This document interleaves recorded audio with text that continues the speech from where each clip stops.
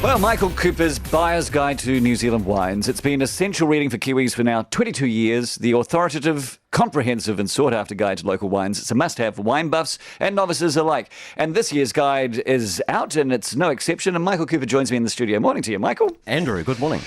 Okay, where are we at with wine? First of all, let's go back a few years. The glut, the infamous glut that killed so many producers. Have we finally worked our way through all that wine?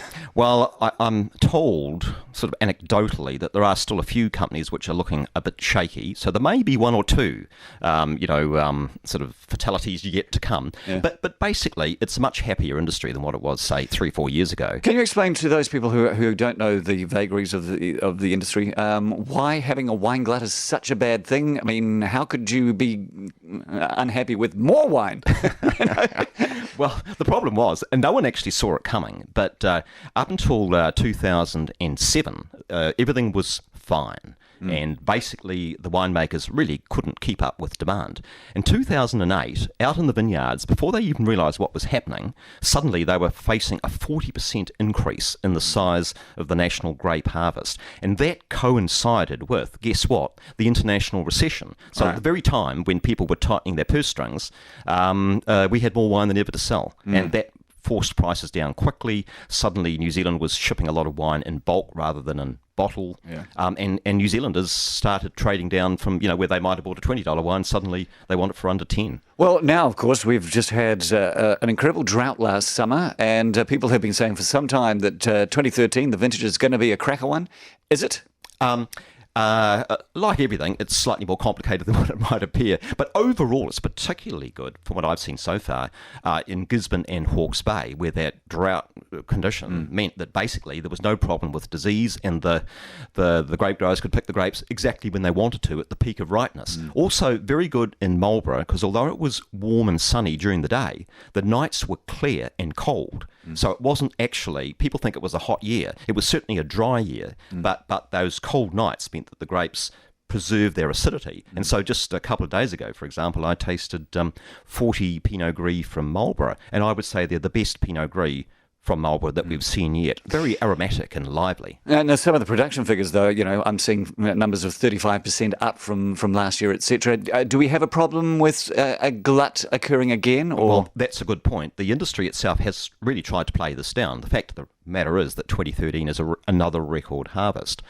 But the good news is that 2012, was significantly smaller, and some wineries did actually deplete their stocks to the point where they welcome a bigger vintage, and export sales are growing. So it looks like the big picture is that supply and demand is pretty much in balance. There's been a bit of talk lately about a worldwide shortage of wine, and that got a lot of publicity as well. But what that big report that went around the world omitted reference to is the fact that all around the world in 2013, most wine countries had a bumper harvest. So really, I don't think there is a worldwide shortage, but at least we don't have the glut we had before. Okay, and what's the new things in the wine industry over the last 3 or 4 years? Have we changed? There was the Sauvignon Blanc revolution, and before that there was the big buttery Chardonnay revolution. Have we got a new revolution happening now? Well, we'll take yesterday, for example. I got 4 wines from a group called GAG. I mean, what is GAG? GAG is Gisborne Albarino growers. Okay. And so what's happening is we're seeing, in New Zealand, our wine consumption and production has been dominated by a fairly limited number of varieties, mostly of French origin. Like when you think about Sauvignon Blanc and Chardonnay and Pinot Gris and Cabernet Sauvignon, they're all French grapes. And that's mainly because New Zealand was settled by people initially of English background. So when they came to New Zealand, they planted the grape varieties that they were familiar with. So meanwhile, they ignored all of the great grapes from places like Italy and Spain and elsewhere. So that's what's happening now. We're exploring all these wonderful grapes that we were unfamiliar with. And so we're suddenly seeing, varieties like Albarino, I just mentioned, Arnais, Grunewald-Lina, and so that Tempranillo, Montepulciano, and they're adding a whole lot of interest and excitement to New Zealand wine. And they're all in the book. They are indeed. Michael Cooper's Buyer's Guide to New Zealand Wines 2014 is out now. You also have a website as well, so when people are trying to make their choices, you can go to michaelcooper.co.nz, yeah? That's right. Yep. All right, well, let's start talking about some wines. You've actually named a couple as being the best buys. And we'll start with, the big one that's grown so much lately, Pinot Gris, my favourite. Not as heavy as Chardonnay, not as tangy as Sauvignon, just right for an afternoon. Exactly. I think Pinot Gris has been a big mover in the last 10 years, and I guess with Pinot Gris, there's nothing not to like about it. I mean, it's a very easy drinking wine. It can sometimes be slightly bland, and if it is bland, that simply means that they've tried to crop the vines too heavily. If you get the crop levels down, Pinot Gris can make terrific wine. It's also normally slightly sweet, which gives it broad acceptance, and the acidity is quite low, so it's nice and smooth and easy to drink. So my best white wine buy of the year this year is in fact a Pinot Gris from a winery called Pegasus Bay, which is a very prestigious Waipara-based producer, and this is the brand they use for their more affordable wines is Main Divide. Right. Yep, and we're videoing this. This is going to be on our website, newstalkzb.co.nz. This is the best buy of 2013 for white wine. Why and how much? Right. Well, of course, it's the best white wine buy. So it's based on a combination, Andrew, of quality and price. Because I think it's easy to buy a really good wine. There's heaps of them out there. So the art of wine buying really is to locate the labels that offer extra special value.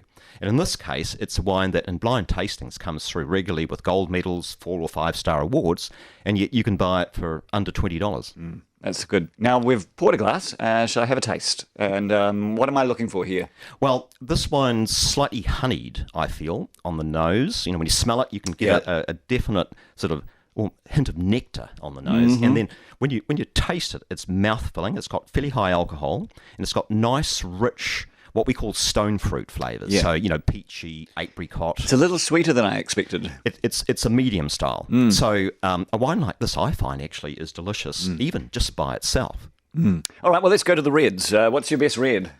Okay, well, we all love Pinot Noir, Yes. and I guess certain But the regions... problem with Pinot Noir is you have to pay $40 for a bottle. Well, not for this one. and you're quite right. That historically was the case. For a decent one, you had to pay $40. Over the last 5 years, you know, everybody's had to sharpen their pencils a bit, and so a lot of wineries have released Pinots at 30, and some kind of simple ones at 20. Central Otago gets a lot of publicity, but Marlborough is actually New Zealand's biggest Pinot Noir producing region. And on the south side of the Wairau Valley, they make some terrific Pinots that struggle a bit to get recognition simply because we all think of Sauvignon Blanc when it comes to Marlborough. There's a winery there, a French-owned winery called Clos Henri, who've been there for 10 years, and they came to Marlborough to make Sauvignon Blanc and Pinot Noir. And in 2012, Marlborough had a terrific vintage for Pinot Noir. Low cropping, grapes got really ripe, and the Clos Henri Pinot Noir, under their Petit Clos brand, Petit Clos by Clos Henri, Marlborough Pinot Noir 2012, in my tastings comes through consistently 4 stars, the sort of quality that you would normally pay between $30 and $40 for, and this wine is $24. A great buy. There we go. And once again, to the camera, this is Petit Clos by Henri Clos. And we're having a quick taste test here as well. What am I looking for here? Well, it's full-bodied, it's smooth, which is what we all love about Pinot Noir, and nice sort of rich plum, cherry, slightly spicy flavours. You can drink it by itself, you could drink it with food, you could drink it now, you could cellar it. To me, it's exactly what I look for in Pinot Noir, but a wine that you can drink this summer if you want to. Yeah, but at the same time, I instantly got, I need to be sitting by a log fire. Hey, we're heading into the Christmas season.